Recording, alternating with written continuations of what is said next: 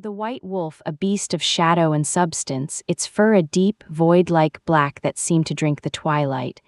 It was larger than our biggest enforcer, muscles coiling under that dark pelt. But it was its eyes that trapped me, a luminous, intelligent amber fixed on me with an unsettling, knowing intensity. This was a rogue, a lone wolf, and it was between me and the path home.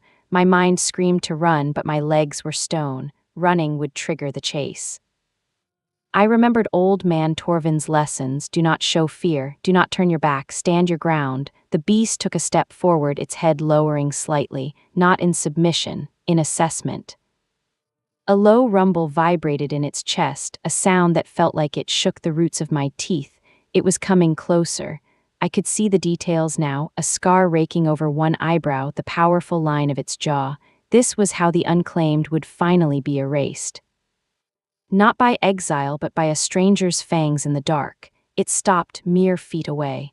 The warmth of its body radiated against the chill, the amber eyes bored into mine, and the world narrowed to that gaze. It dipped its head again, lower this time, and a strange sound escaped it, not a growl but a deep, shuddering exhale, almost like a sigh. Then it shifted. The air crackled, bones reknitting with muffled pops, fur melting into skin. Where the colossal wolf stood, now knelt a man. He was naked, his skin pale against the dark forest, muscles carved from the same tension as his wolf form. His hair was as black as the pelt, falling over a face that was all sharp angles and grim severity. The same scar bisected his eyebrow. He lifted his head, and those amber eyes, now human but no less potent, locked onto me. He didn't speak. He just looked as if he were seeing a ghost or finding something he'd searched for across 100 winters. His expression was a storm of conflict, shock, disbelief, and a raw, undisguised yearning that made my own breath stutter. When he finally spoke, his voice was gravel washed by a distant river, deep and strained. "You." He reached a hand toward me, not in threat, but in a gesture that seemed almost reverent. A chorus of angry howls erupted from the direction of the Greyfire den. The pack had caught the rogue's scent. Torches flickered between the trees. The man's eyes flashed from me to the approaching lights. The vulnerability vanished, replaced by the fierce mask of a warrior. He moved faster than I could follow, a blur of motion. He didn't attack me. Instead, he snatched my wrist, his grip iron strong but not cruel. "Tell them," he rasped, his words urgent, his breath warm against my cheek. "The alpha of the Shadow Fen has lost his crown, and he has found his claim." Before I could gasp, before the first of my pack burst into the clearing, he was gone.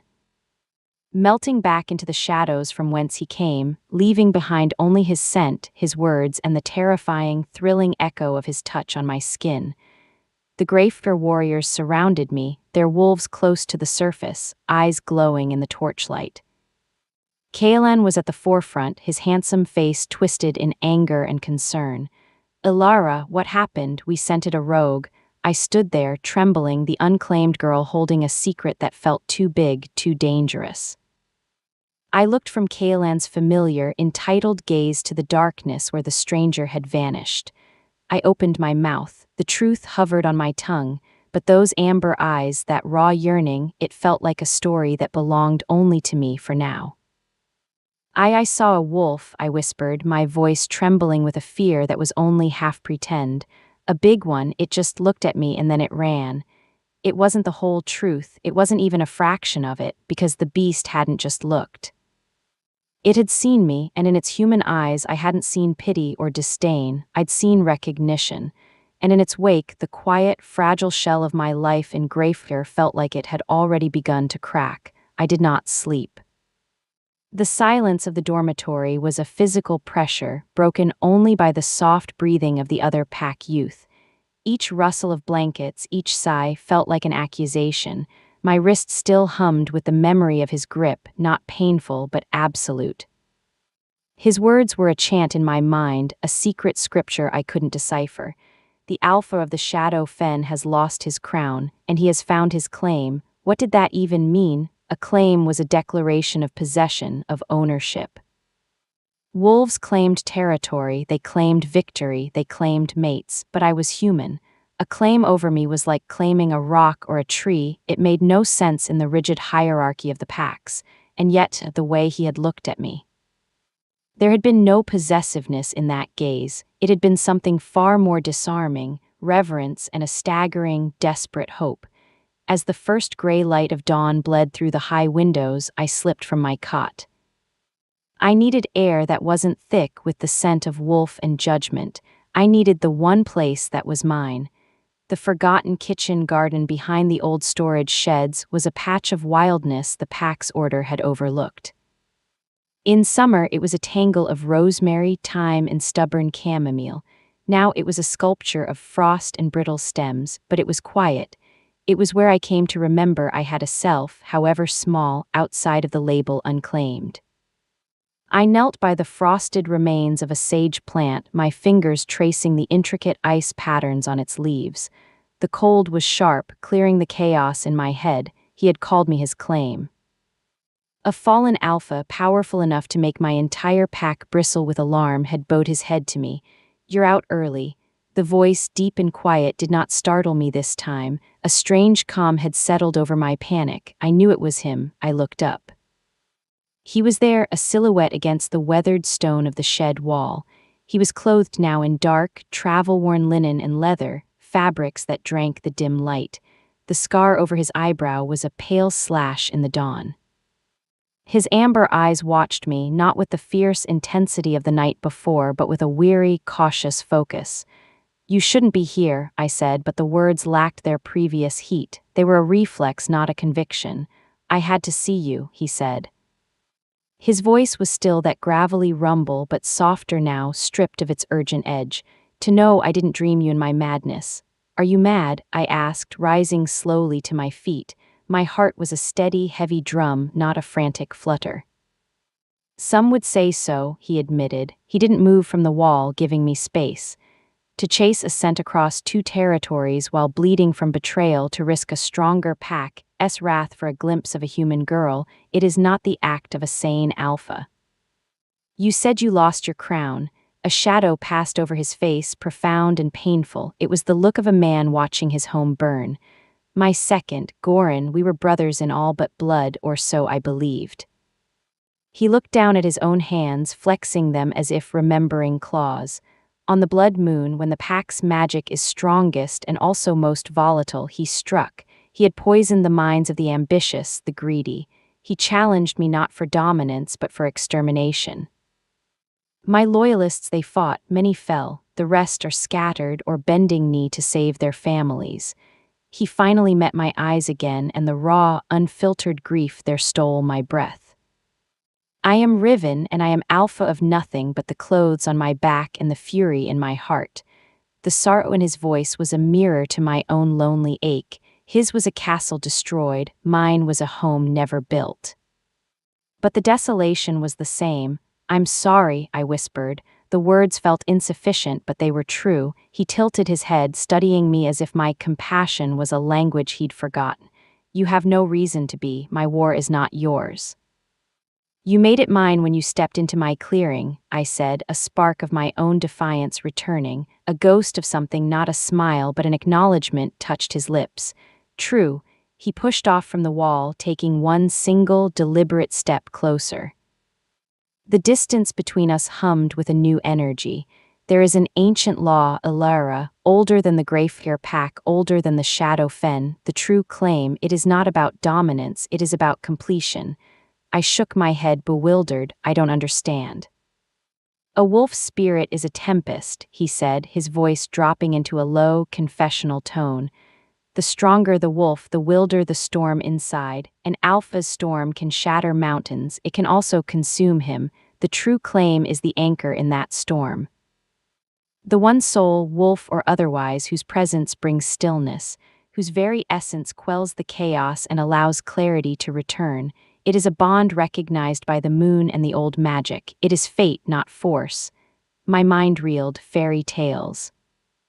Old legends, Torvin mumbled about by the fire. "You're saying I'm your anchor?" From the moment I caught your scent on the crosswind, the screaming in my soul just stopped. He said it with the simplicity of stating a fact. "For 2 days I have hunted you." Not as prey, as a dying man hunts for water. And when I saw you, small and brave and unbroken on that rock, my wolf, who has known nothing but rage and pain since the coup, lowered its head. It bowed to you. His words painted a picture so impossible, so terrifyingly beautiful that tears pricked my eyes, to be seen not as a burden but as a sanctuary, to be sought not out of pity but out of profound need. What does it mean? My voice was barely a breath. It means, he said, taking another step, now close enough that I could see the flecks of gold in his amber eyes, that I am irrevocably tied to you. My loyalty, my protection, my life, they are yours. The claim is not on you, Elara, it is for you. I am claimed by you, my wolf has chosen, and it will accept no other. The world shifted, this was Kaelan's possessive, you are mine. This was a solemn oath, I am yours, the difference was a chasm. It was an offering of service, not a demand for submission. A sharp shout echoed from the direction of the training grounds. Scent trail, the rogue was here. Riven's eyes snapped toward the sound. The protector slammed back into place over the vulnerable man. They are diligent. I must go, panic sharp and new lanced through me. It wasn't fear for myself, but for him. They'll track you, they'll kill you. He looked back at me, and for a fleeting second I saw his own fear, not of death but of being severed from this newfound peace. I am harder to catch than they believe. He reached out then, slowly, giving me every chance to pull away. His fingers brushed a strand of hair from my cheek, the touch so gentle it was almost not there, yet it branded me with its tenderness.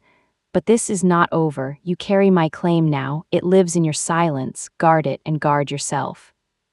Riven, I said, his name feeling both foreign and familiar on my tongue. He paused, a man caught in the act of vanishing. Be safe, I whispered, something fierce and warm lit in his eyes. He gave a single, sharp nod. Then he was gone, dissolving into the pre-dawn shadows so completely he might have been one of them. I stood alone in the frosty garden, my cheek burning where his fingers had been. The shouts grew louder, converging. I had seconds. I looked at the empty space where he had stood, then down at my own human hands. He had lost everything, and in his ruin he had found me. He called me his anchor, his calm. For the first time in my life, the title unclaimed felt like a lie. I was claimed not by a pack but by a storm, and I had just promised it safe harbor. The pack was a hive of stung aggression. For 2 days the air crackled with tension. Patrols ran constantly, their returns sparking brief flares of frustration, no sign, no trail, nothing. The rogue Alpha, this Riven, had vanished like smoke, and I, Elara, was at the center of the hive's buzzing suspicion, though no one outright accused me. Alpha Boran's gaze lingered on me during meals, heavy with unasked questions. Kaelan's protectiveness had morphed into a smothering vigilance. He was always there, a step too close, his hand always finding my arm or my back, marking his territory in front of the pack. You're quiet, he said that evening as we left the great hall. His fingers curled around my elbow, steering me away from the path to the dorms and toward the secluded grove by the eastern stream. I'm tired, I said, trying to ease my arm from his grip. He held firm. It's more than that. He stopped under the skeletal branches of a willow, the stream a dark ribbon beside us. You haven't been the same since that rogue found you. Did he threaten you? Did he say something to you? My pulse quickened. Tell them the Alpha of the Shadow Fen has lost his crown, and he has found his claim. I told you, Kaelan, he shifted, saw you coming, and ran. I was scared, that's all. He turned me to face him, his blue eyes searching my face in the twilight. I can hear the lie in your heartbeat, Elara. It's a little skip, a flutter. You always get it when you're hiding something. His voice was soft, almost pleading. You can trust me. I'm going to be your Alpha one day, your protector. Let me in. The words felt like a trap. His version of protection was a gilded cage. His version of let me in was surrender. I thought of Riven's vow, my loyalty, my protection, my life. They are yours, given freely, not as a future Alpha's duty, but as a shattered man's only truth. There's nothing to let in, I insisted, forcing my voice to steadiness. You're imagining things. His jaw tightened. The charming concern in his eyes cooled into something harder. Am I? The sentries say the rogue's trail circled the den for hours before finding you. That he approached the east wall again last night. This isn't random, Alara, he's fixated on you. His grip tightened. I won't let some homeless, crownless wolf think he can poach what's under my protection. The possessiveness was a cold slap. I am not a thing to be poached, Kaelan. You know what I mean, he said, but he didn't apologize. He pulled me closer, his scent of pine and dominance enveloping me. You're vulnerable. You need a strong wolf to keep you safe. Once we're mated, this will stop. No rogue would dare, I shoved against his chest, a surge of pure revulsion giving me strength. Don't, he released me, looking more surprised than angry. We stood there, breathing heavily, a new and ugly chasm between us. I saw the moment his surprise calcified into a cold, alpha-in-training resolve. This defiance, it's because of him, isn't it? He said, his voice low and dangerous. What did he do to you? He didn't wait for an answer. With a final, cutting look, he turned and strode back toward the den, leaving me shaking by the stream. The weight of the secret was now crushing. Kaelan knew I was lying. It was only a matter of time before his suspicion hardened into certainty, and he would tell his father. I had to get out, I had to think, I didn't go to the garden, it was too obvious, too watched now.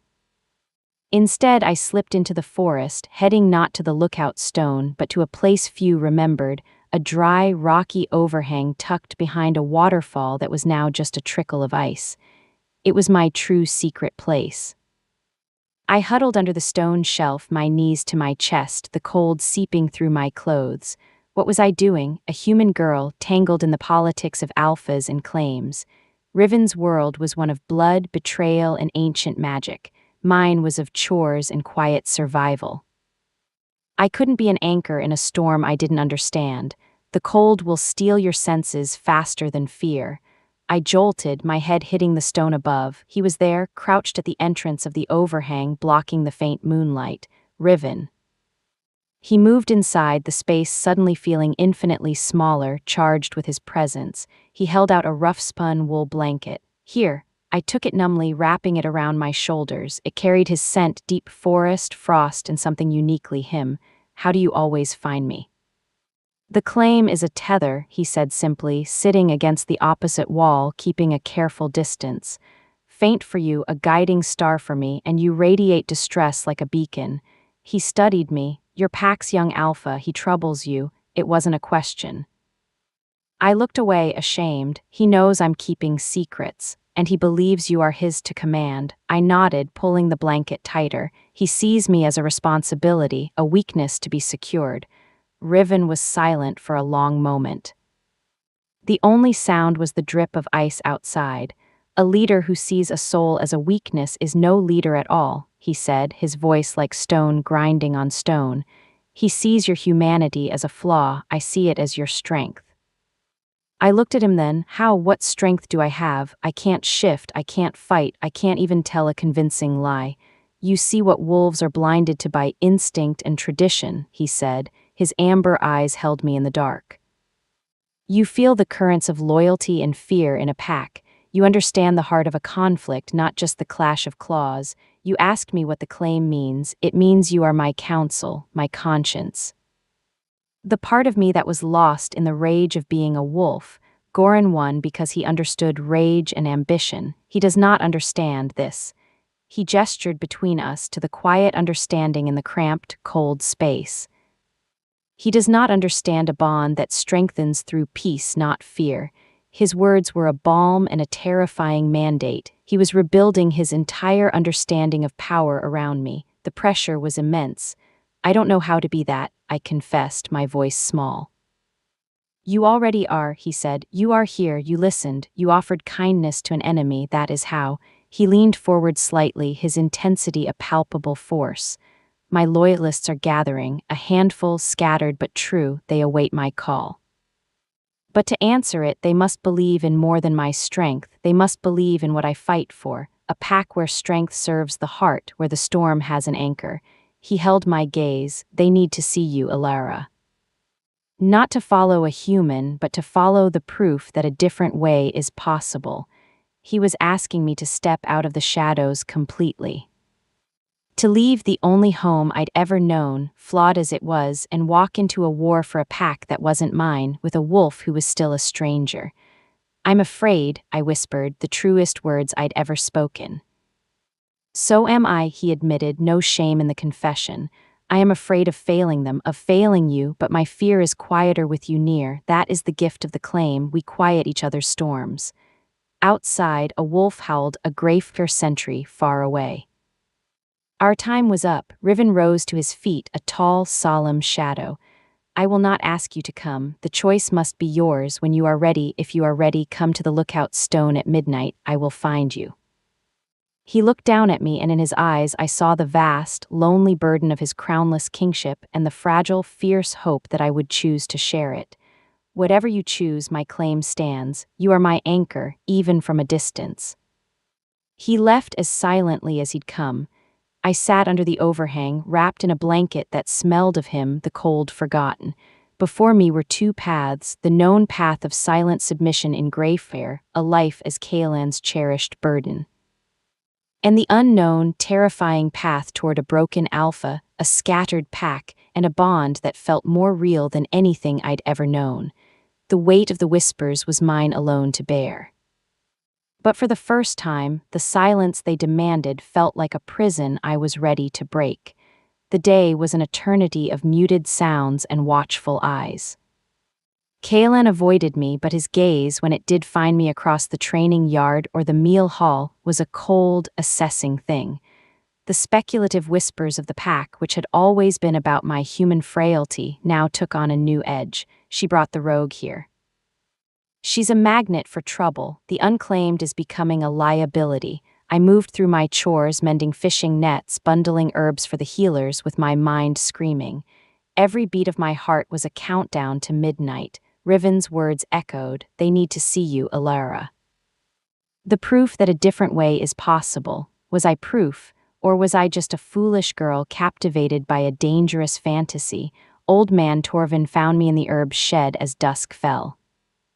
His back was bent, his eyes milky with age, but his mind was sharp as a thorn. He was the pack's historian, the keeper of the old laws no one cared about anymore. "You smell of conflict, child," he wheezed, sorting dried yarrow, "and of distant frost, shadow fen frost." I froze, a bundle of lavender in my hands. "Torvin," he waved a gnarled hand, "I am old, not blind, nor deaf to the stories on the wind. A fallen alpha seeks a legend." His cloudy eyes seemed to look right through me, the true claim. "They think it's a myth for soothing pups. I know it is a law written in the world's first dawn." My breath caught. "You believe it. Belief is for gods," he snorted. "I know history. It has happened rarely, always in times of great upheaval. It is not a romance, girl. It is a reckoning, a balancing of scales." He fixed me with his stare. "It asks a terrible price of the human, to stand in a world of teeth and claws with only your soul as armor. To be the calm in a frenzy you can never join. Are you calm, Alara?" Tears filled my eyes. "No, I'm terrified." A slow, toothless smile spread across his weathered face. "Good, that is the first wisdom. Only a fool is not afraid. The question is, what will you do with your fear? Will you let it chain you to a safe, small life, or will you let it guide you to the life you are meant for, however vast and dangerous?" He placed a withered hand over mine. "I have watched you grow, quiet as a shadow, seeing everything. The pack is a body, but it has forgotten its heart. This alpha, he sees your heart. That is a sight rarer than any magic." He shuffled away, leaving me with the scent of old parchment and sage, and a courage that felt less like bravery and more like a deep, resonant knowing. Midnight approached, a cloak of absolute black. The den was quiet, the deep sleep of predators settled over it. I wore my sturdiest clothes, my warmest cloak. I carried nothing but a small knife and the wool blanket Riven had given me, now folded inside my tunic. It was all I had of my own. Slipping past the sentries was easier than I'd feared. They watched for threats approaching, not for a lone human girl slipping out. I was a ghost in my own home. The forest at night was a different creature, alive with sounds that were not my own, painted in shades of indigo and deepest green by the slivers of moonlight. Every rustle was a sentry, every snap of a twig was Kaelan's hand on my shoulder. But the tether Riven spoke of, I began to feel it. Not a pull, but a quiet hum, a sense of direction in my chest, like a needle settling toward north. It led me unerringly through the familiar paths and beyond to the lookout stone. He was already there, not in wolf form, but as a man standing on the granite slab, looking out over the forest that stretched toward his lost kingdom. He seemed carved from the moonlight itself, a statue of resolve and lonely power. He heard my approach and turned. There were no words, we simply looked at each other across the frozen clearing. In his eyes, I saw the desperate hope he tried to mask. In mine, he would see my fear, my doubt, but also the decision I had carved from it. I walked forward until I stood at the base of the stone, looking up at him.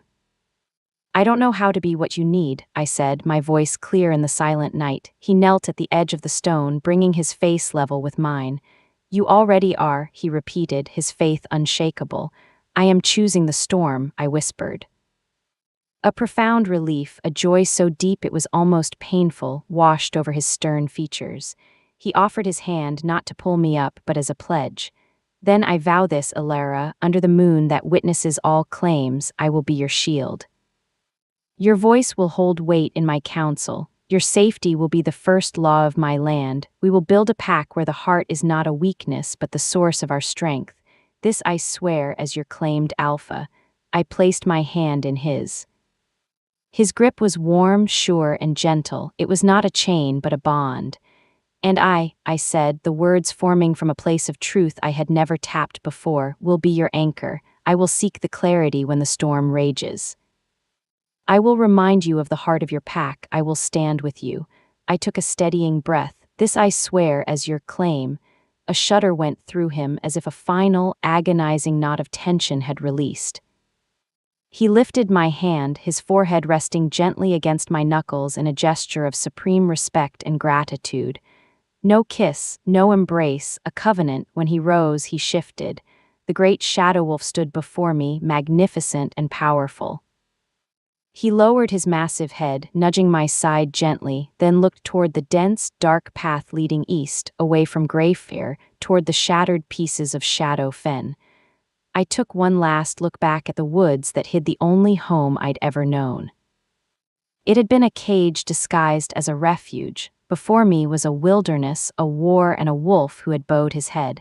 I turned my back on the cage. I laid my hand on the wolf's strong shoulder, feeling the immense power coiled beneath his fur, now tempered by an oath to me. Together, we walked into the unknown dark. We traveled in silence for hours, a pace that should have left me stumbling and breathless. Yet Riven moved with a predator's fluid grace, and somehow I matched it. It was the tether, I realized, an unspoken synchrony that kept me a half step behind his flank, my feet finding purchase where the forest floor was treacherous. He was a dark, guiding shadow. I was his quiet echo.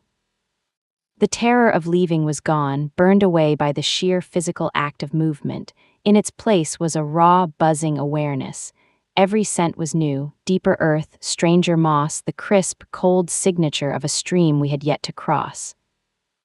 I was outside the map of my world, and the feeling was less of being lost and more of being unfound. Just before dawn, when the gray light made the world seem like a faded drawing, Riven turned from the animal track we'd been following and pushed through a wall of thick, snow-laden holly. I followed, branches scraping my cloak. On the other side, the world opened up. It was a hidden glade, sheltered by a bowl of rocky cliffs and ancient, interlocking pines. A small, steaming hot spring bubbled at its heart, melting the snow in a perfect circle and filling the air with a mineral scent. Tucked against the cliff face were a few simple structures: a lean-to shelter lined with furs, a fire pit ringed with stones, a cache covered in oiled leather. This was not a den, it was a bolt hole, a king's temporary refuge. Riven shifted. Steam rose from his skin in the chill air. He pulled a tunic and trousers from the shelter and dressed quickly. "We can rest here, it's warded. The magic is old and subtle, it discourages curiosity, masks our scent. We'll be safe for a day." The word safe felt foreign. I stood awkwardly in the center of the glade, the weight of my choice settling firmly on my shoulders. The adrenaline was gone. I was just a girl in a strange place with a man I barely knew. The enormity of it threatened to swallow me. Ilara. His voice was gentle. I turned. He was holding out a water skin and a strip of dried meat. Eat, then sleep. The mind makes fears out of shadows when the body is weary. I took the offerings, my fingers brushing his. The contact was a small, steadying shock. I sat on a log by the cold fire pit, forcing myself to chew. He moved around the glade with efficient, quiet purpose, checking the perimeter, reinforcing the linta with more fir boughs. "Who built this?" I asked, my voice loud in the quiet. "My father," he said, pausing. "And his father before him, a place for alphas to remember themselves, away from the eyes of the pack." He looked at the hot spring. "The water heals minor wounds, eases the ache of the shift. You should soak your feet, the journey was long." It was such a simple, practical kindness. The last of my defensive numbness cracked, tears hot and sudden welled in my eyes. I bent my head, pretending to be engrossed in my food. He didn't comment. He simply finished his task, then sat on the ground near me, not too close, his back against a different log. He stared into the unlit fire pit as if seeing other flames there. "I have brought you to a wilderness," he said, his voice low. "I have given you a title, anchor, claim that is a target in the world we are entering. I have asked you to trade a life of passive safety for one of active danger, and I have offered you only my word in return."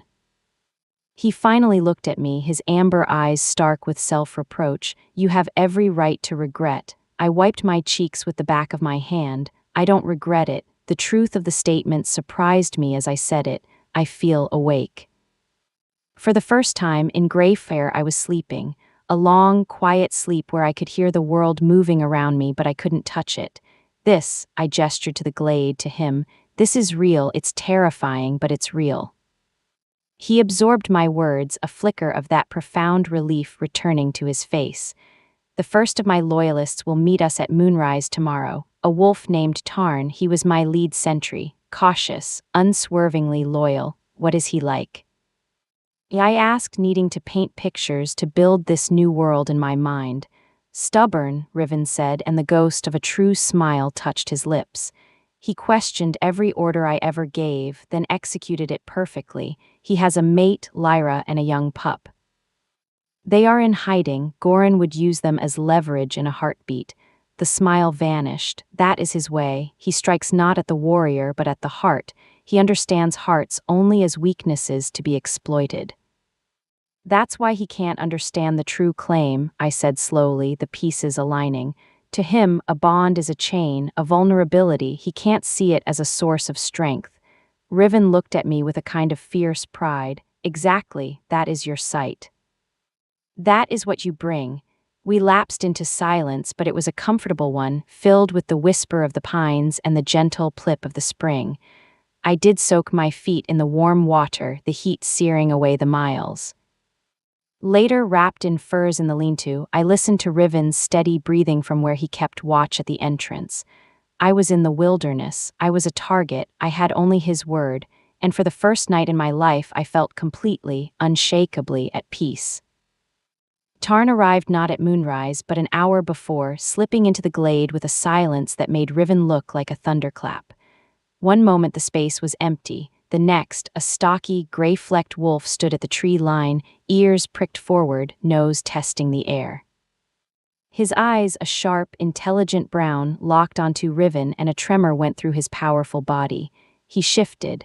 A man of middle years, built solidly like a tree stump with a close-cropped beard and watchful eyes, appeared. He wore patched hunter's leathers. For a long second he just stared at Riven, his expression a battlefield of hope and anguish. Then he crossed the glade in 3 strides and dropped to one knee, bowing his head deeply. "My alpha." The words were choked. Riven placed a hand on the man's shoulder. "Stand, brother, there are no formalities here, only survival." Tarn stood, his eyes glistening. "We heard, we feared you were dead. The stories Goran spreads." He shook his head, then his gaze, sharp and assessing, swung to me. I had risen from my seat by the spring, trying to look less like a startled deer. Tarn's nostrils flared slightly. He looked back at Riven, a question in his eyes, but also a dawning, stunned comprehension. Tarn, this is Alara, Riven said, his voice formal, my true claim. The air left Tarn's lungs in a soft rush. He didn't question it. He didn't scoff. He simply studied me anew, and I saw the calculation in his eyes, not of threat, but of strategy. He was weighing what my presence meant for their cause. After a moment, he gave me a slow, respectful nod, the kind given to an equal, not a curiosity. My lady, the title shocked me. Just Alara, please, he almost smiled. As you wish. He turned back to Riven, all business. The situation is grim but not hopeless. Goran holds the main den. He rules with his enforcers, brute, savage wolves loyal only to strength and spoils. Many of the pack are compliant out of fear for their young or their elders, but there is a resistance, a whisper. They wait for a sign. Numbers, Riven said, his voice the alphas now, cool and commanding. A dozen, perhaps 15, who would fight at a word, twice that who would support if they saw a chance of victory. The rest, they are the pack. They will follow the alpha who stands before them. Tarn's jaw tightened. Goran has strengthened the perimeter. He's using human traps, pitfalls, snares. He mocks our ways, uses cheap tricks. He understands efficiency over honor, I said quietly. Both men looked at me. Tarn raised an eyebrow but nodded. Aye, he does, and it makes the den hard to approach unseen. Then we don't approach the den, I said. The idea came fully formed, born from listening to years of pack hunters' stories. You said he holds the pack through fear for their families. What if the sign they're waiting for isn't an attack on the den, but proof their families are already safe? Riven's eyes ignited. The outlying dens, the hunting camps. Exactly, I said, warming to the thought. Goran's strength is concentrated at the heart. If we can reach the families on the edges, the mothers, the elders, the pups in hiding, if we can move them, guide them to a place of safety outside his reach, we shatter his leverage. The fearful become the fearless when they have nothing left to lose. Tarn was staring at me, his earlier assessment deepening into genuine respect. It's audacious, risky, moving that many quietly, but it attacks his rule at its foundation, Riven finished, a fierce pride in his gaze. It uses his own weapon, fear, against him. We don't claim the crown by seizing the stone. We claim it by winning the people who give the stone its meaning.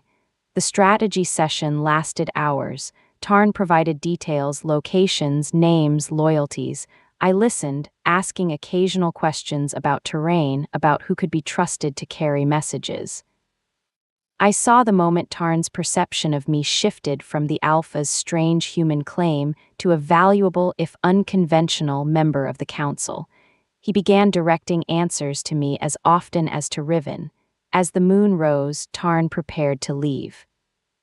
I will spread the word to the inner circle. We will begin with the Western Ridge families. They are most isolated, most afraid.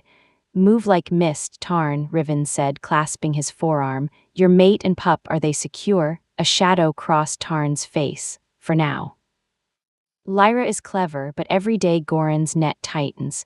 We will get them out, I said, the promise leaving my lips before I thought. Both men looked at me. He uses hearts as leverage, so will we, but we will protect them, not exploit them. Tarn gave me that solemn nod again, deeper this time. I will tell her the Alpha's anchor has spoken. He shifted back into his wolf form and melted into the forest, becoming a gray ghost among the trees. After he was gone, the glade felt larger, charged with new purpose. He believes, I said, almost to myself. He believes in you, Riven corrected softly. He stood beside me, looking at where Tarn had vanished. You gave him not just hope, but a plan. A human strategy for a wolf problem. You saw the thread he and I, bred for direct confrontation, had overlooked. It just made sense, I said, but a warmth spread through my chest. That is your power, he said. The power of sense in a world gone mad with instinct and rage. He looked down at me, the moonlight silvering his scar. Tomorrow we move, the hidden life is over. We go to the Western Ridge. You will meet the pack not as a concept, but as people. Are you ready? I thought of fearful mothers, hidden pups, elders waiting for a savior. I thought of the unwavering faith in Tarn's eyes when he called me my lady. I wasn't a warrior, I couldn't fight, but perhaps I could do this. I met Riven's gaze. I'm ready. The journey to the western edge of Shadow Fen territory was a lesson in a different kind of tension. This was no longer a flight through neutral woods, we were in the belly of the beast, skirting the edges of Goran's domain. Riven moved with a hyper-alert stillness, his senses stretched to their limits. He avoided known paths, guided us through icy streams to break our scent, and paused for long, listening minutes at the crest of every rise. The land was beautiful in a bleak, fierce way, jagged ridges of granite clawing at a leaden sky, forests of stark, black-barked trees sheathed in ice. It felt wounded, waiting. We reached the first outlying den as a fitful snow began to fall. It wasn't a den in the Greyfire sense, not a communal hall, but a cluster of low, turf-roofed huts nestled in the lee of a cliff. The air smelled of wood smoke, poverty, and fear. As we approached from downwind, a gaunt man stepped from the largest hut, a hatchet in his hand. His eyes were sunken, but they blazed with a protective fury. Behind him, I saw the fleeting, terrified face of a woman before she pulled a hide curtain closed. Hold there. The man barked, his voice ragged. We have nothing left for Goran's tax collectors. Take your violence and go. Riven stopped, holding his hands out, palms open. Eamon, it's me. The man Eamon flinched as if struck. He squinted through the swirling snow. His eyes widened, the hatchet lowering an inch. No, it can't be. They said you were dead in the high passes.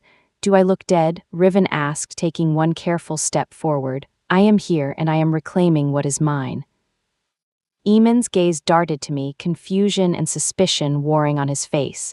Who is the human? A prisoner? This is Alara, Riven said, and his voice carried a new, formal weight I hadn't heard before. My true claim, my anchor, she comes under my protection and my honor. The words hung in the freezing air. Eamon's jaw went slack, the true claim, the legend, here in his miserable, snow-blasted courtyard embodied by a slender, travel-worn human girl. He looked from my face to Riven S, seeing the absolute, unwavering certainty there. The hatchet fell from his fingers, embedding itself in the snow. A sob ripped from his throat and he crumpled to his knees, not in formal submission, but in sheer, overwhelmed relief. The old stories are true, you have come for us, the hide curtain flung open. The woman rushed out, followed by two small, wide-eyed children clinging to her skirts. She stared at Riven, then at me, tears cutting tracks through the grime on her cheeks. Alpha, she whispered. Lyra, Riven said softly, recognizing Tarn's mate. Your mate is safe, he is our strong right arm. We are here to get you out, all of you. That was all it took. The news spread through the tiny settlement like a flame. Faces, pale and drawn with worry, emerged from huts. They gathered around us, a ragged circle of hope rekindling in the cruel cold. They didn't bow, they reached out, touching Riven's cloak, my sleeve, as if to make sure we were real. I spoke to Lyra, to the other mothers. I showed them the blanket from Riven, the simple practicality of my presence. I didn't give grand speeches. I asked about their children, about the safest paths they knew, about what they would need for a journey. I listened. And as I listened, I saw their fear transmute, not into the fierce courage of warriors, but into the determined, ferocious strength of protectors. We spent the night in that poor village. Riven and Eamon planned the exodus, a route to a series of hidden caves Tarn had secured deeper in the mountains, safe from Goran's patrols. I helped bundle meager supplies, soothe anxious children with quiet stories of my own childhood in Greyfire, speaking of safe forests and full bellies. As I sat by their fire, a little girl with tangled hair crawled into my lap, tucking her cold hands under my cloak. She looked up at me with enormous eyes. Are you really the Alpha's magic? She whispered. I smoothed her hair. I'm just a Lyra, but I'm here to help. She nodded, satisfied, and fell asleep against my chest. I looked across the fire at Riven. He was deep in conversation with Eamon, but his eyes found mine over the flames. In them I saw not just pride, but a profound gratitude. I was doing what he could not.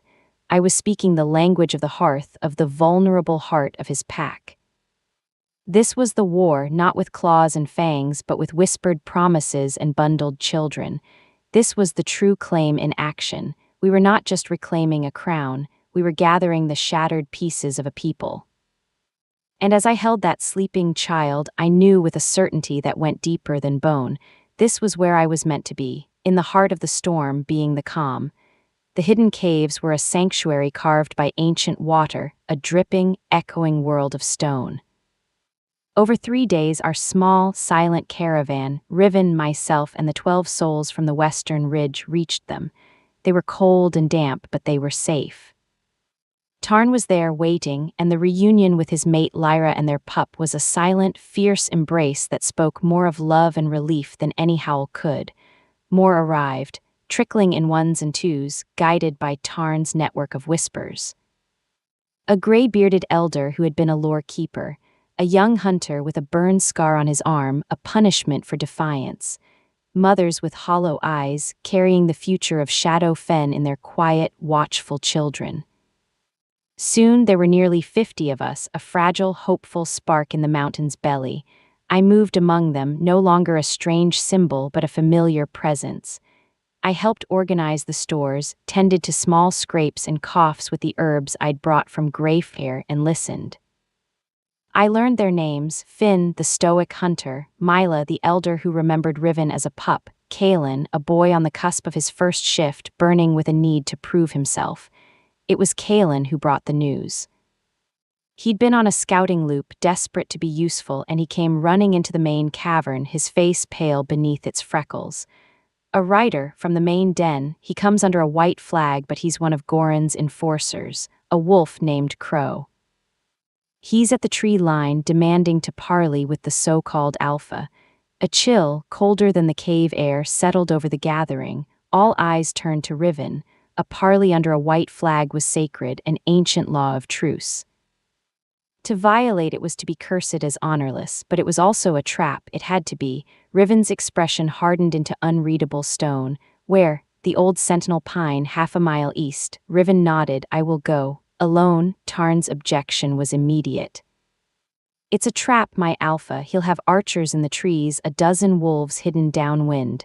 He will, Riven agreed calmly. But if I do not go, I show fear. I show that I do not respect the old laws. That makes me no better than him in the eyes of the pack still waiting to choose. He looked at me, a question in his eyes. He would not order me to stay. The choice was mine. The thought of him walking into that clearing alone made my blood freeze, but the thought of him going without the very balance he claimed I provided felt like a deeper betrayal. I'm coming with you, I said, my voice not wavering. Ilara, Tarn began, alarmed. He claims under the true claim, I said, the words now feeling natural, right. If I am his anchor, then I belong at his side, especially in a storm, especially in a trap. I looked at Riven. A human at a parley will unsettle him. He won't know how to calculate it, let him be unbalanced. A fierce, proud light blazed in Riven's amber eyes. He gave a single, sharp nod. So be it. Tarn, you and Finn take the high ridges. Watch for the archers. Do not engage unless the truce is broken. You are our witness, not our army. The sentinel pine was a monstrous, twisted thing, a lone giant in a small, snowy meadow. As we approached, I saw the rider. Crow was a tall, lean man with a vulture's posture, perched on a black horse. He wore Goran's insignia, a jagged red tear on his jerkin. His smile was a thin, cruel slash. Riven, he called, his voice oily. Or should I call you King of the Caves? You've gathered quite the collection of refugees, touching. Riven stopped 10 paces away, a statue of contained power. I stood just behind and to his left, my hands clasped in front of me, forcing my breathing to stay even. Crow's sharp eyes flicked to me, and the condescending amusement in them faltered for a second, replaced by genuine confusion. You have words, Crow. Speak them and go, Riven said, his voice flat. Lord Goran is merciful, Crow said, recovering his sneer. He sees the suffering of the pack, fractured by your stubbornness. He offers terms. Terms, Riven repeated, the word a drop of poison. Renounce your false claim to the Alpha title. Swear a blood oath of exile never to return to these lands. In return, the lives of your followers in the caves will be spared. They will be reintegrated into the pack, a show of good faith. My heart turned to ice. It was a clever, vile offer. It asked Riven to sacrifice his honor and his purpose to save the very people he was fighting for, and it would work on anyone who didn't know Goran's true nature, but we did.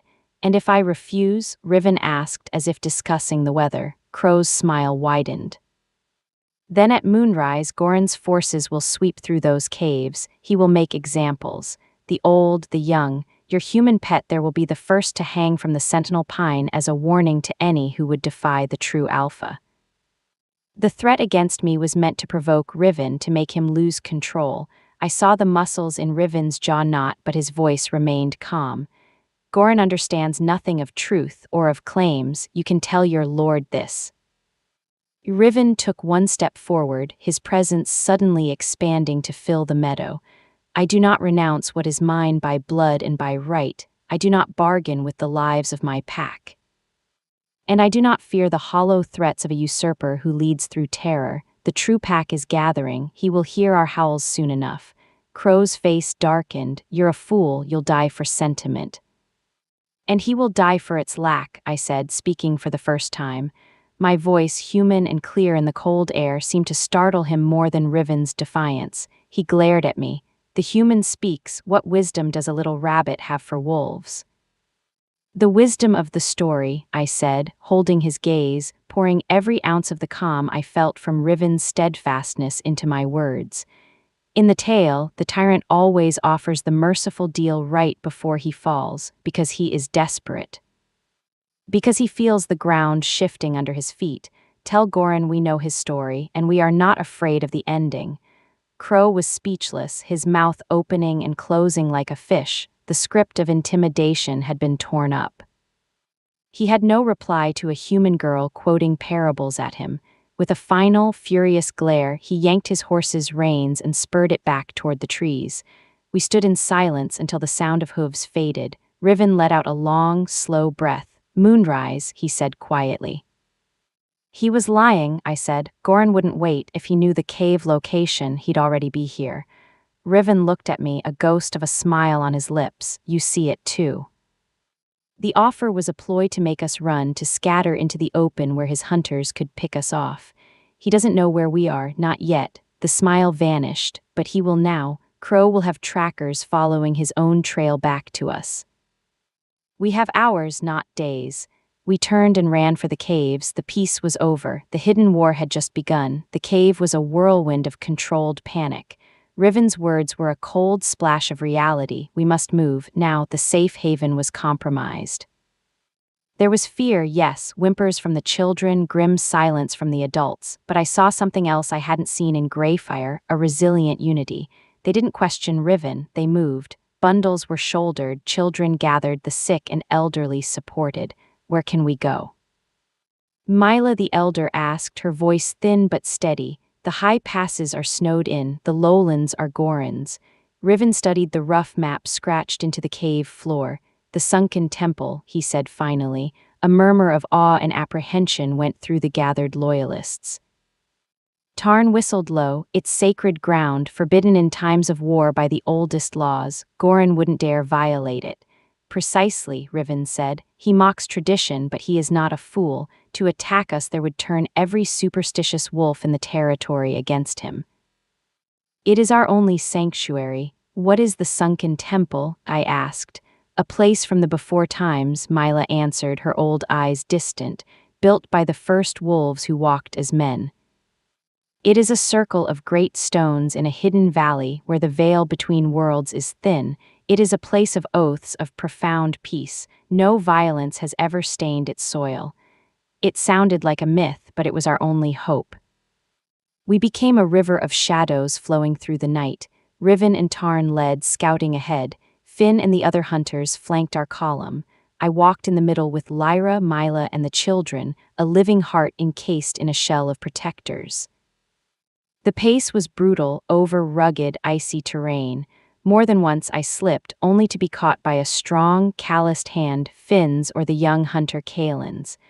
As dawn tinged the sky a bruised purple, we descended into a valley so deep it seemed to swallow sound. Mist clung to the ground like a shroud, and there in the center was the sunken temple. It was not a building. It was a perfect circle of monolithic gray stones, twice the height of a man, covered in moss and ancient, faded carvings of wolves and moons. They stood in a depression as if the earth had gently cradled them. An aura of immense, sleepy peace emanated from the place. The very air felt stiller, warmer. As we crossed the invisible boundary between the misty valley and the stone circle, a collective sigh went through our weary band. The terror of the chase, the gnawing fear, it didn't vanish, but it softened, became manageable. Children stopped crying. The adults' shoulders, hunched with tension, slowly lowered. We had made it, while the others began the work of setting up a makeshift camp within the sacred circle. No fires, only furs and shared body heat. Riven drew me aside to the largest stone. He placed his palm against its icy, carved surface. This is the Heartstone. It is said that truths spoken here cannot be hidden. He looked exhausted, the strain of the past days etched around his eyes. The weight of 50 lives now rested solely on his decisions. The storm in him was visible, a quiet, desperate churning. "You got them here," I said softly. "They're safe. For now," he said, his voice heavy. "But I have led them to a sanctuary that is also a cage. We cannot stay here forever. Goran will find a way to starve us out, to lay siege to this valley." I have traded immediate danger for a slow, grinding one. The doubt in his voice was a crack in his armor, and it hurt me to see it. "You gave them hope," I insisted. "You gave them a leader who fights for them, not just in front of them." "Look," I nodded toward the circle. Kalen was showing a younger boy how to sharpen a stick into a useful tool. Lyra and Mila were passing a water skin, sharing a quiet joke. Finn was checking the perimeter, his movements alert but not frantic. They are not a defeated people waiting to be saved. They are a community learning to survive because of you. He followed my gaze, and I saw the truth of it settle over him. The storm in his eyes calmed, not vanished, but steadied. "No," he said, turning back to me. "Because of us." He leaned his forehead against the cold stone, closing his eyes. "When Crow threatened you for a moment, the world went red. All I could think was that I had brought you into this, that I was failing the first vow I made to you." I stepped closer, placing my own hand on the Heartstone beside his. Our fingers did not touch, but our presence was a shared truth against the ancient rock. "You didn't fail. I stood there unafraid because you were beside me. That is the claim, Riven. It isn't you protecting a weak human. It's us making each other stronger than we could ever be alone. Your strength quiets my fear. My perspective quiets your rage. We are balanced." He opened his eyes, and the look he gave me was one of such profound, grateful wonder that it stole my breath. In that sacred place, with no touch but the shared cold of the stone, I felt our bond solidify into something unbreakable. It was a quiet, mighty thing, more powerful than any declaration. A shout echoed from the northern edge of the circle. Finn came jogging back, his expression not alarmed but puzzled. "Alpha, Ilera, you need to see this." We followed him to the tree line at the valley's rim. There, just outside the sacred boundary, sat a young wolf. It was not one of ours. It bore Goran's mark, a crude red dye smeared on its shoulder, but it was not snarling. It was sitting on its haunches, panting, a large, leaf-wrapped package on the ground before it. As we watched, it nudged the package forward with its nose, across the invisible line into the hallowed ground. Then it dipped its head. A quick, jerky gesture turned and bolted back into the forest. Finn made to grab it, but Riven held up a hand. "It's a messenger, not an attacker." Cautiously, I approached the package. It was tied with vine. I untied it and folded back the leaves. Inside were medicinal herbs, yarrow, comfrey, goldenrod, and a small, hard block of honeyed pemmican. There was no note. I looked up at Riven, bewildered. A gift. He knelt, examining the herbs, his brow furrowed. "These are for fever, for deep wounds. The pemmican is for strength." He looked into the forest where the wolf had vanished, understanding dawning. "This is from the pack, from those still under Goran's rule. This is their answer." They know we are here and they are choosing sides. It wasn't an army, it was a handful of herbs and some food, but it was a declaration more powerful than any battle cry. The heart of Shadow Fen was not broken. It was hidden, waiting, and it had just begun to beat again. The gift changed everything. It was a fragile thread of connection, proof that beyond Goran's wall of fear, loyalty still lived. It forced a shift in our strategy. We were no longer just hiding and surviving. We were now a beacon, and the pack was starting to signal back. Over the next 2 days, 2 more such offerings appeared at the valley's edge: a bundle of warm rabbit pelts, a waterskin of strong spirits for cleansing wounds. Each was left by a different wolf, always alone, always fleeing immediately after. The message was clear: we are with you, we are afraid, help us. They are waiting for a plan, Tarn said, crouched by the Heartstone with Riven, Finn, and me. The map was now drawn in the dirt. They cannot rise up alone. Goran would crush them. They need a spark, a diversion. The Howling Night is in 3 days, Mila said, her voice a dry rustle. She had joined our council, her knowledge of traditions invaluable.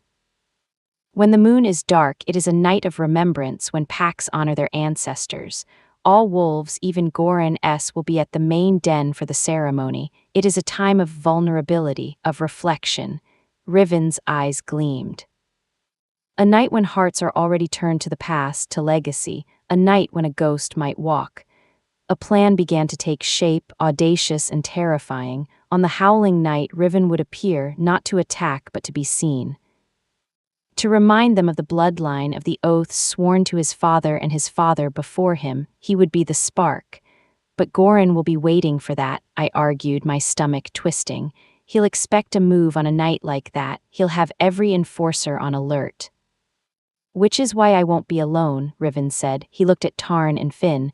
You two will lead our strongest fighters on a different task. While Goran's eyes are on me, you will free the prisoners. Prisoners? I asked. Tarn's face was grim.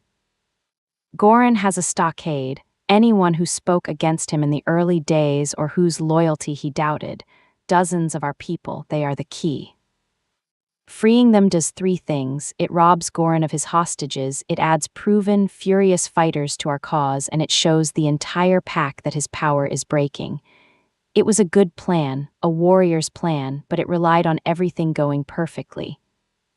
On Riven being a ghost, on Tarn being a shadow, on the freed prisoners being able to fight, it felt like a house of cards in a hurricane. What is my role? I asked quietly. All 3 men looked at me. You stay here, Riven said, his voice leaving no room for argument. You are the heart of this sanctuary. These people, he gestured to the families, the elders, they look to you. If this fails, you are the promise that must survive. It was the right strategic choice. The logical choice, but it felt like an amputation, to be left behind safe while he walked into the most dangerous moment of his life. I didn't argue, I just nodded. The next 2 days were a frenzy of preparation. Our few weapons were honed, plans were memorized.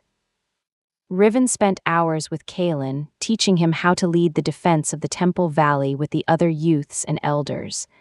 I moved through the camp, a calm face, reinforcing the feeling of safety, all while my own heart felt like it was shattering. The night before the Howling Night, I found Riven at the Heartstone. He was staring at the carvings, his expression unreadable. You're thinking of your father, I said. He nodded. He taught me that an alpha's strength is for the pack, that the crown is a duty, not a prize. I failed him, I lost it. You didn't lose it, it was stolen, and you are earning it back not by being the strongest wolf, but by being the truest leader. I stood beside him. Tomorrow be a ghost, be a memory, but come back as a man. He turned to me, and in the deep twilight, his guard was completely down. I saw the young man beneath the alpha, the one who loved his pack, who missed his father, who was terrified of failing all over again. Before I lost everything, he said, his voice raw, I thought I knew my purpose. Now my only certainty is you, this bond. It is the one thing Goran cannot understand and therefore cannot defeat. He didn't reach for me, he didn't need to. The space between us hummed with a connection more intimate than any touch. Then trust in it, I whispered, and let it guide you home. He gave me a look that was a vow in itself, then he turned and walked away to make his final preparations. I did not sleep. I sat with Lyra and Mila, listening to the quiet breathing of the children, watching the moonless sky. I was the calm, I was the anchor. And as the night deepened, I sent every ounce of my will, my hope, my silent strength down that invisible tether, across the miles of dark forest to the wolf who carried my heart into battle. The storm was gathering. And my only prayer was that he would be the lightning that split the sky, not the tree that was struck. The howling night was a void, a deep, breathless black where the world seemed to hold its breath. In the sunken temple, our small world was a pool of tense silence. I sat with Mila, our backs against the heartstone, listening to the distant, mournful howls that began to spiral up from the direction of the main den miles away. The ceremony had begun. It was time. Lyra joined us, handing me a cup of bitter, warming tea. Her hand trembled slightly. "They're out there," she whispered, not needing to name her Tarn, my Riven. "We have to believe in the plan," I said, my voice sounding far more confident than I felt. I was the anchor. I had to be still, even if my soul was a roiling sea. I focused on the tether, that faint, humming connection. It was there, a thin, resilient thread stretching into the darkness, taut with purpose. At the main den, the fire would be enormous, a beacon in the moonless night. The entire pack, Goran's loyalists, the fearful majority, the prisoners in their stockade, would be gathered. They would howl the histories, the names of the dead, and into that sacred, vulnerable space Riven would walk. At the main den, the air was thick with smoke and the scent of roasting meat, undercut by a sharper, colder smell, fear. Goran sat on a crude wooden throne draped in furs, a smirk playing on his lips as the ceremonial howls echoed around the fire. His enforcers, wolves like Crow, lounged around him, their eyes scanning the crowd not with reverence but with predatory watchfulness. In the shadows of the great pines beyond the firelight, Riven was a statue of shadow. He watched the stockade, a cage of lashed-together logs where figures huddled, their eyes reflecting the distant flames with hopelessness. Tarn and Finn were elsewhere, a silent, deadly promise moving through the forest. The lead howler, an old wolf coerced into service, began the lineage. And from Grayson came Aaron, strong of tooth. His voice quavered. Goran shifted impatiently. This tradition was a boar, a relic. The howler continued, and from Aaron came Kale, wise of heart.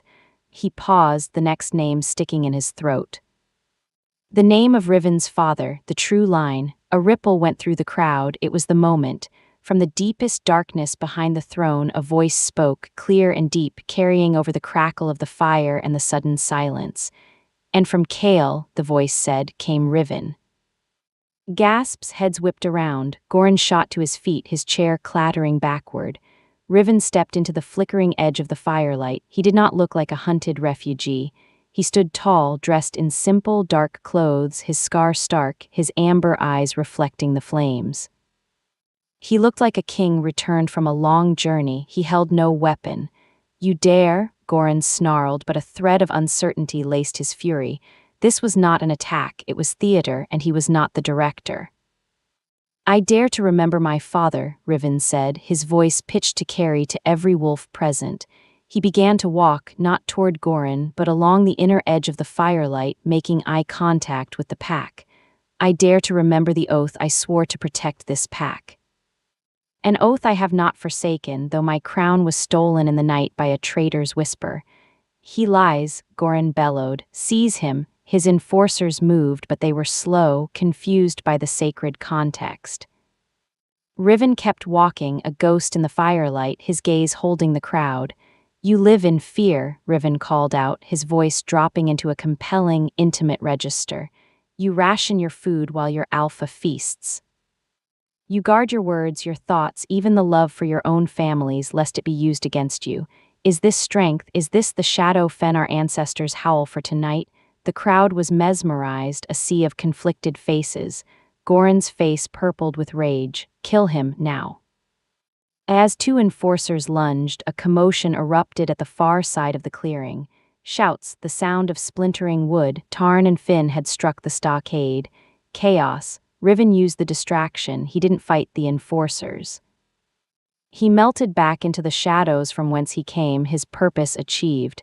He had been seen, he had spoken the truth into the heart of the pack. The spark had been struck. In the sunken temple, I felt it.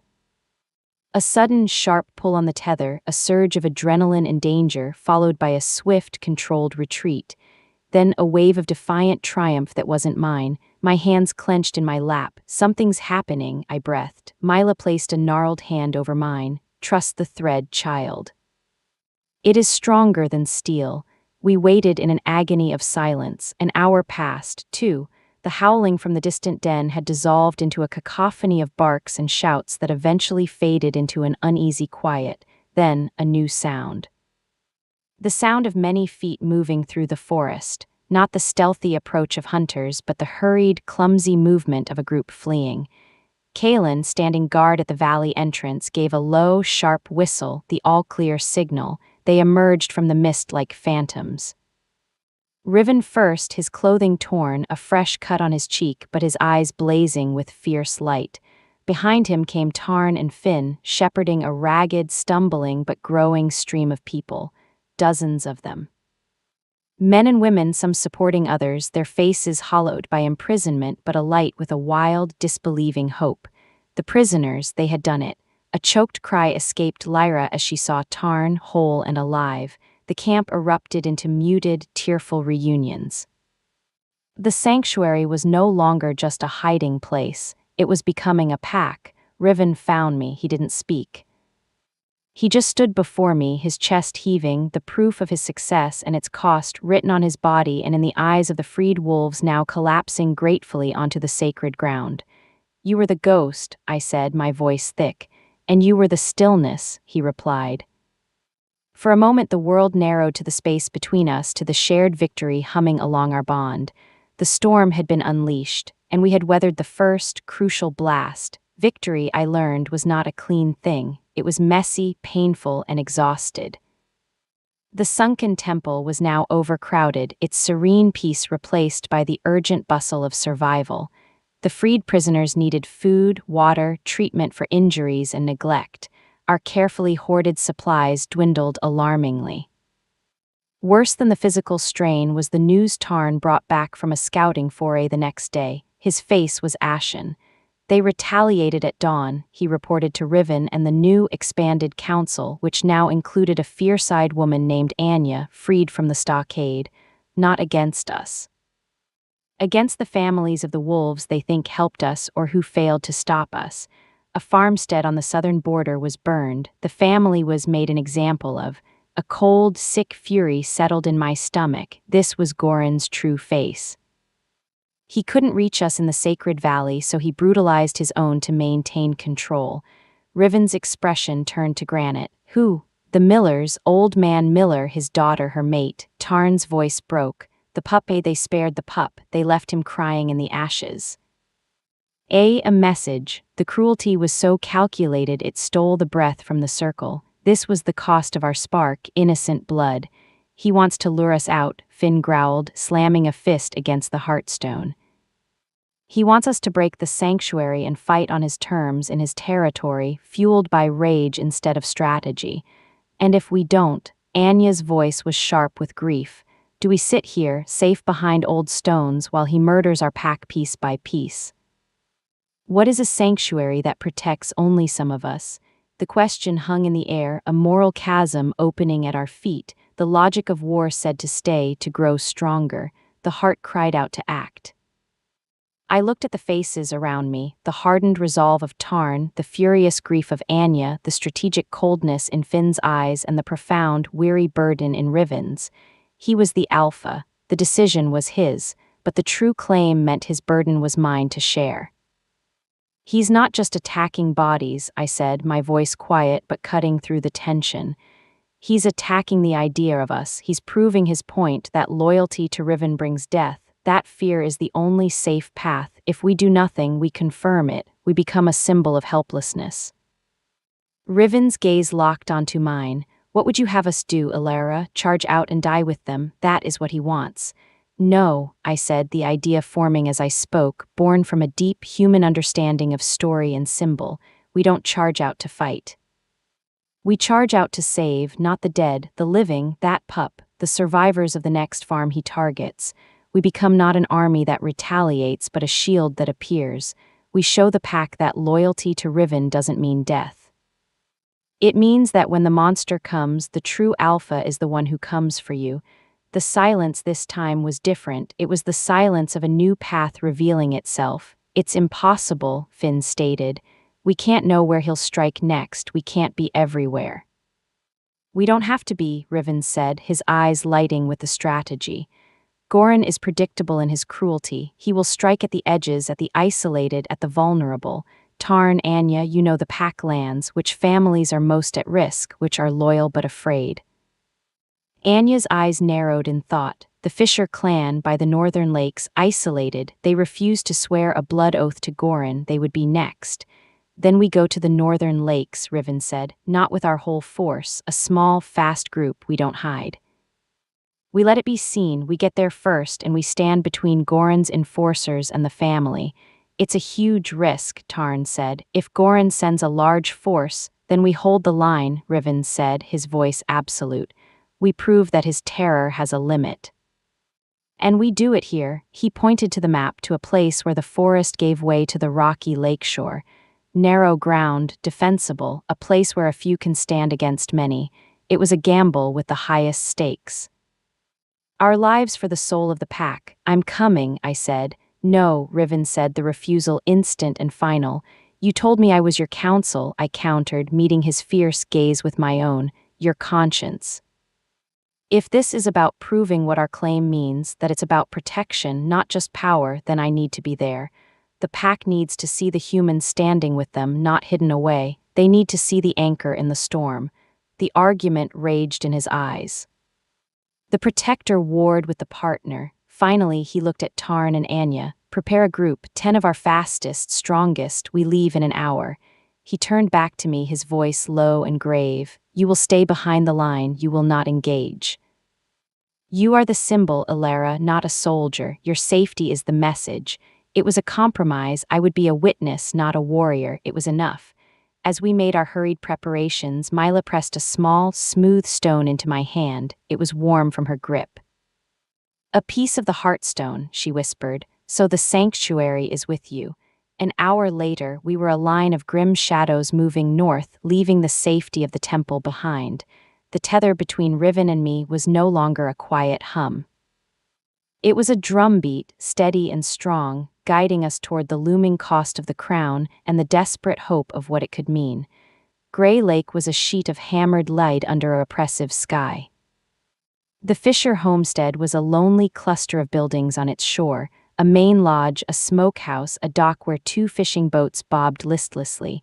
The air smelled of fish, wet pine, and creeping dread. We arrived as the last light was fading. Riven didn't knock. He walked to the center of the yard and called out, Fisher, it is Riven, you are in danger, Goran comes. For a long moment there was only the lap of water and the sigh of wind in the pines, then the door of the lodge creaked open. A man with hair the color of the lake and eyes just as gray stood there, a fishing gaff held like a spear. Behind him I saw the pale, terrified faces of a woman and 2 young children. You, Fisher breathed, his voice a mix of awe and terror. The stories are true. The story tonight is that you are not alone, Riven said. He gestured to our small band, Tarn, Finn, Anya, and 6 other fierce loyalists, fanning out to take defensive positions facing the tree line. I stood by the lodge door, the piece of Heartstone a hard, warm knot in my fist. Will you let us stand with you? Fisher's gaze swept over us, landing on me, a human girl amidst these hardened wolves. He saw the way Riven positioned himself slightly between me and the forest, the way the others, without a word, formed a loose cordon. He saw not an invading force but a shield. His shoulders, knotted with a lifetime of strain, sagged in relief. He lowered the gaff. The children, he rasped. We are here for them, I said. He gave a sharp nod and hurried his family inside. Then we waited. It was the worst part. The silence was a living thing, thick and heavy. Minutes stretched. The cold seeped into my bones. I focused on the tether, on Riven's steady, watchful presence at the point of our small spearhead. He was a rock, my rock. They came with no howls, no warnings. One moment the tree line was empty. The next, wolves emerged, 6 of them, then 10.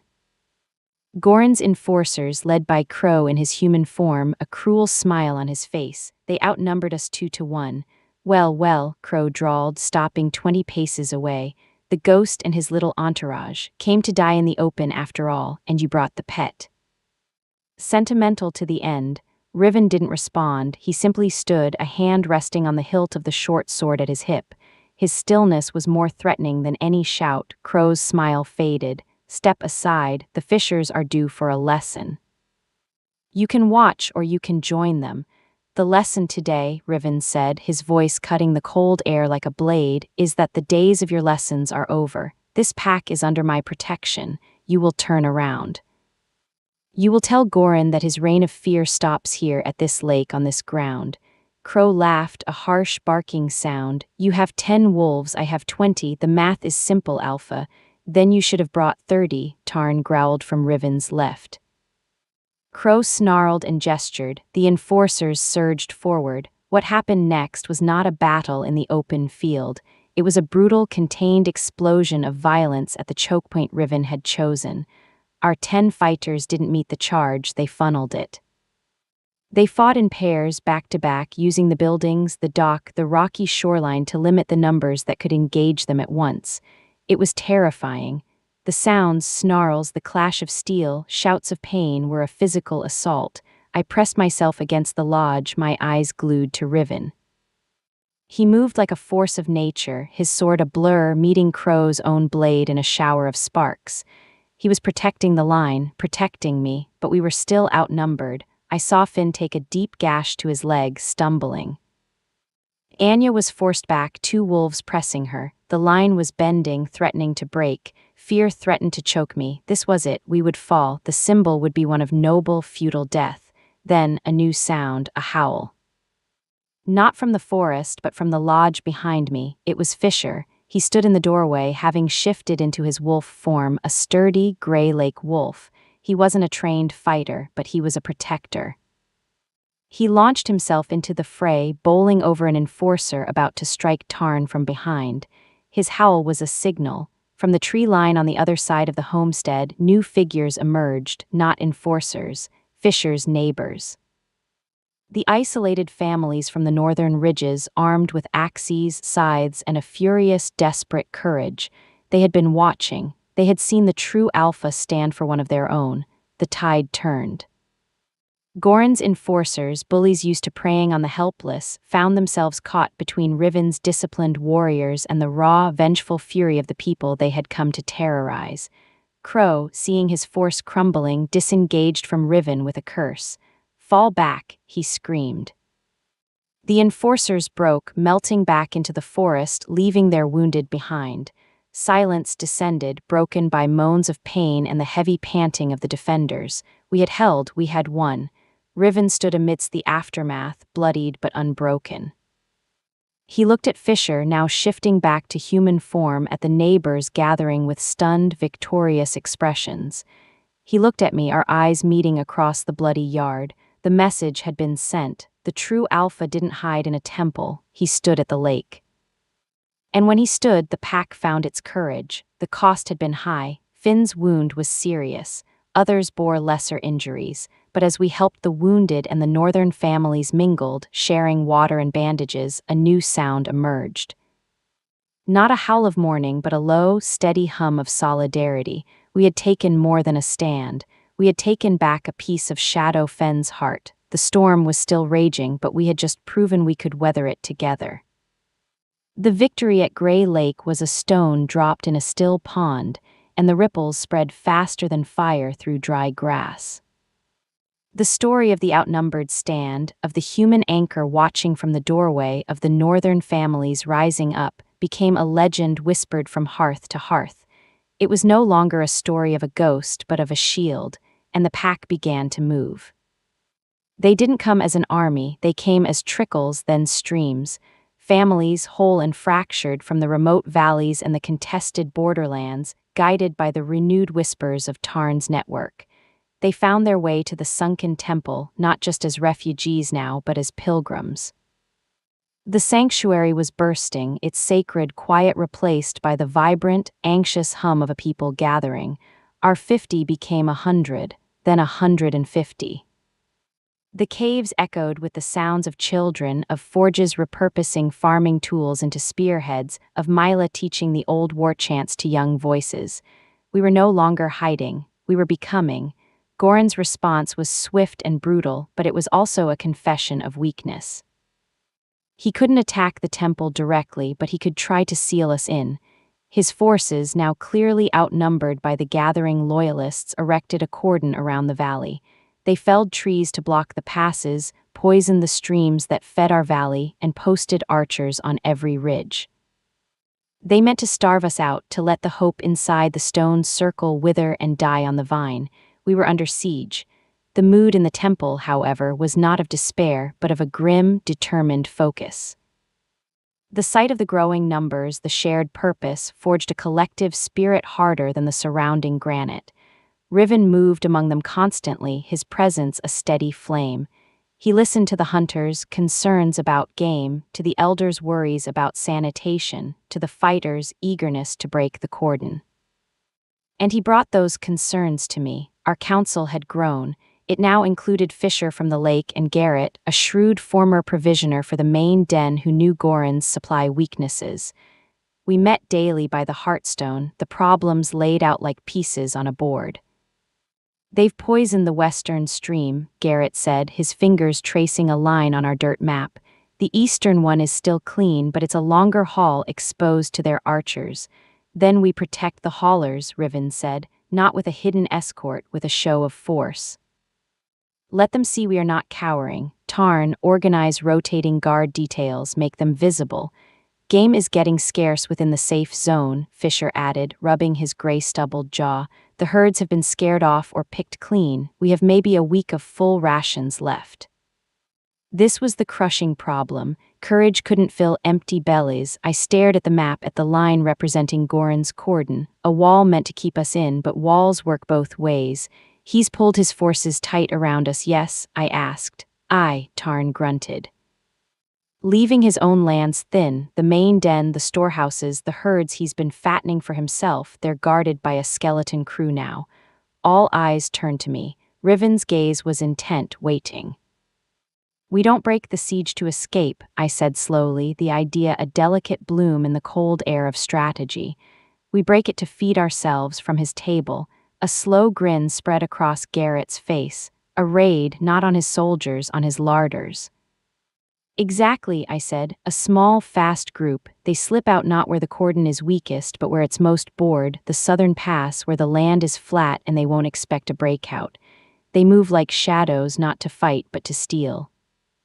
They hit his supply caches, his private herds, and they bring it all back. It achieves three things: it feeds us, it humiliates him, and it proves his cordon is a sieve." Riven was already nodding, his mind racing ahead.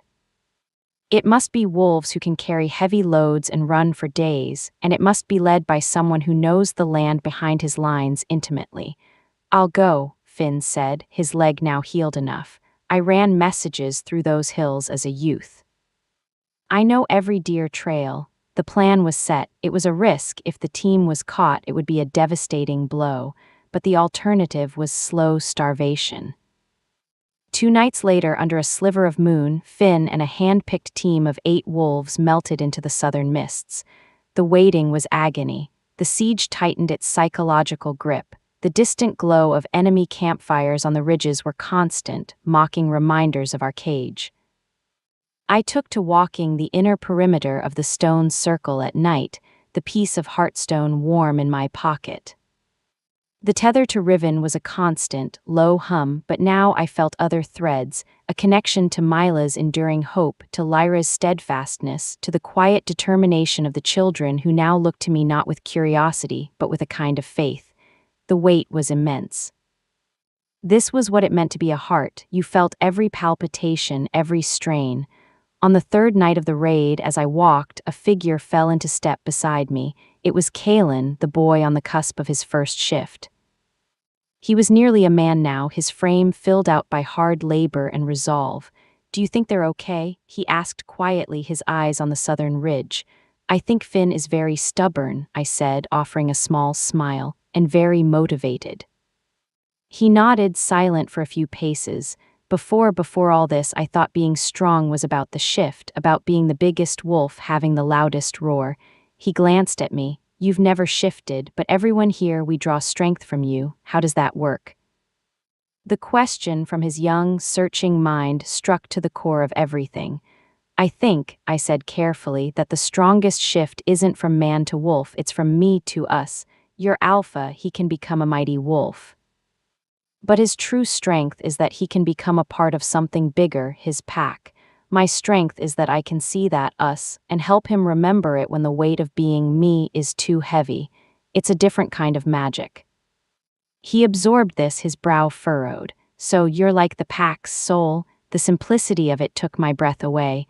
"Maybe, and souls don't need claws to fight, they just need to be worth fighting for." He gave a decisive nod, as if I'd just solved a great mystery for him. "Then we'll make sure they have something to come back to." Just before dawn on the fourth day, a sentry's whistle pierced the quiet, 3 short bursts, the signal for returning friends. We rushed to the southern entrance. From the mist they emerged, not shadows anymore but laden-down heroes. Finn led, a deep cut over his eye but his posture triumphant. The wolves behind him were transformed into beasts of burden, carrying slings laden with sacks of grain, sides of smoked meat, wheels of cheese, even bundles of winter roots. And they weren't alone. Trailing behind them, herded by 2 of the raiders in wolf form, was a small, bleating flock of sheep, Goran's prized, fat-tailed breed. A cheer went up, muffled but fervent, as the weary raiders stumbled into the circle. They had done it. They had slipped through Goran's net, feasted from his plate, and stolen the wool from his back. As the food was unloaded and distributed, and Finn gave his report to a jubilant council, Riven found me. The dawn light was painting the tops of the standing stones in gold. "His cordon is broken," Riven said, his voice thick with emotion. "Not by force of arms, but by cunning and need. You gave us that." "We gave us that," I corrected, looking at the bustling, hopeful scene. The people were not just eating, they were feasting on defiance. The siege was not over, but its power was broken. Goran's wall had been shown to have a door, and we had just walked through it. The siege of stone had become the sustenance of hope, and a pack fed on hope is a pack that cannot be contained. The stolen feast was a turning point. It wasn't just the food, it was the audacity. The story of the raid spread like wildfire, even through Goran's lines, carried by the shamefaced guards who had failed to stop it. The myth of Goran's invincible control shattered. The cordon didn't vanish, but it grew porous, uncertain. His own wolves began to look over their shoulders, not for us, but for his displeasure. Inside the sunken temple, we were no longer a besieged remnant. We were the beating heart of Shadow Fen, and its pulse was growing stronger, steadier. The time for defense was over. The time to reclaim had come. The final council was held not by the Heartstone, but on the valley's rim, looking out toward the main den, a dark smudge in the distant hills. The air was cold and clear, carrying the scent of coming snow and decisive change. Around us stood not just Tarn, Finn, and Anya, but Fisher, Garrett, Mila, and Kalen, who had earned his place. "He is holed up," Tarn reported. "His most loyal enforcers are with him, maybe 30 wolves. The rest of the pack, they are in the den, but they are a shaken, silent mass. They will not fight for him, but will they fight against him? They will if they see the alternative standing before them," Riven said. His gaze was fixed on the horizon, on his stolen home. "We do not lay siege to the den, we walk to its gates. We show the pack their choice, a tyrant cowering behind walls or the true lion standing in the open. It's a risk," Garrett said. "If they choose to fight for him from the walls, they won't," I said, certainty ringing in my voice. All heads turned to me. They've been fed fear until they are sick with it. What we offer isn't just a different alpha, it's a different air to breathe. We don't ask them to fight for us, we ask them to walk with us, to open the gates, to choose peace over terror. The plan was simple, deceptively so. The next morning, as a pale winter sun rose, we left the sunken temple. Not as a raiding party, but as a procession. Riven walked at the front, not in wolf form, but as a man, his head high. I walked beside him, a step behind, as was our way. Behind us came the full force of the Loyalists, over 200 wolves and their human family members, a quiet, determined river flowing through the forest. We carried no white flags, we carried only our presence. Word flew ahead of us.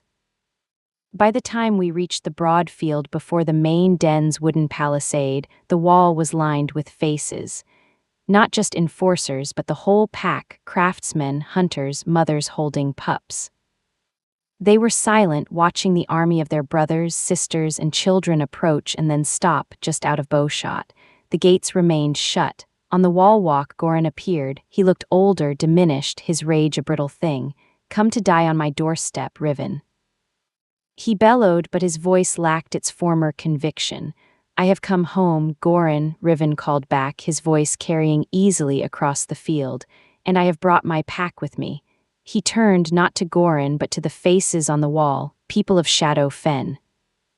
"Look at us, we are not invaders, we are your sons and daughters, your parents, your friends. We are the ones you were told were dead or exiled or traitors. We are the proof that the lie is over."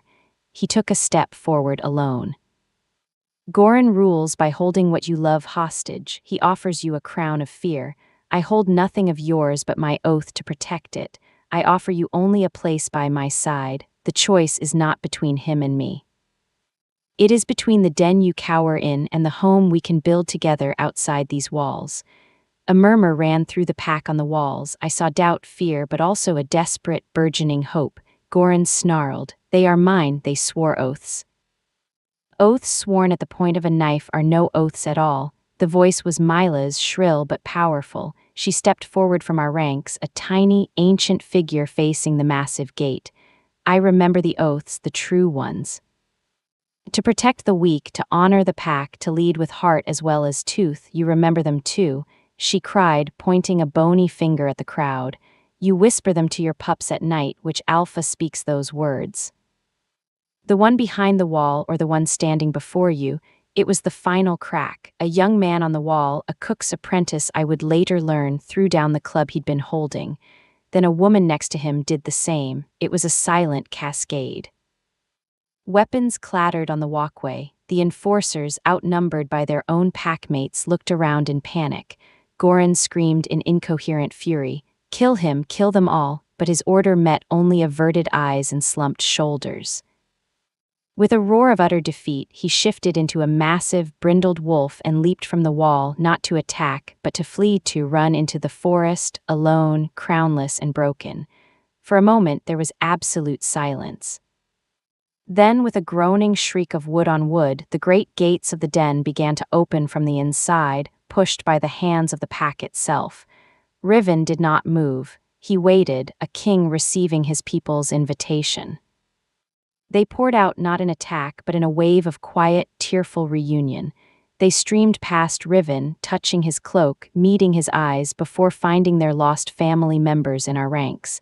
The field became a mosaic of embraces, of sobbed apologies, of joyful howls that were finally free. Riven finally looked at me. The storm in his eyes was gone, replaced by a deep, profound peace. He held out his hand. I took it. Together, we walked through the open gates of his reclaimed home. No battle had been fought on this field. No blood had been spilled. The victory had been 1 week before, in a hidden garden on a frozen lake in a sunken temple, by proving that the strongest claim is not to a crown, but to the hearts of the people who grant it. That night in the great hall heaped with shared food and ringing with true laughter, Riven stood before the reunited pack. He did not sit on the throne, he stood before it. "The crown was stolen," he said, his voice embracing the entire room.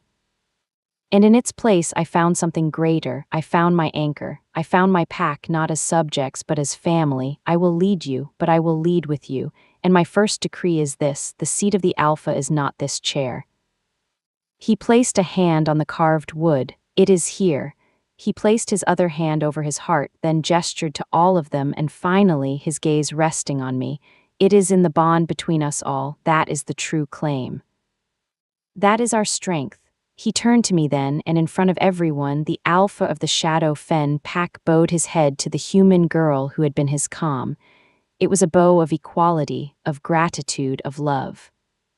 And as the pack erupted not in howls of conquest, but in a unified, joyous song of homecoming, I knew the beast was gone. Not tamed, but transformed. The wolf had bowed its head, and in doing so had finally found his way home.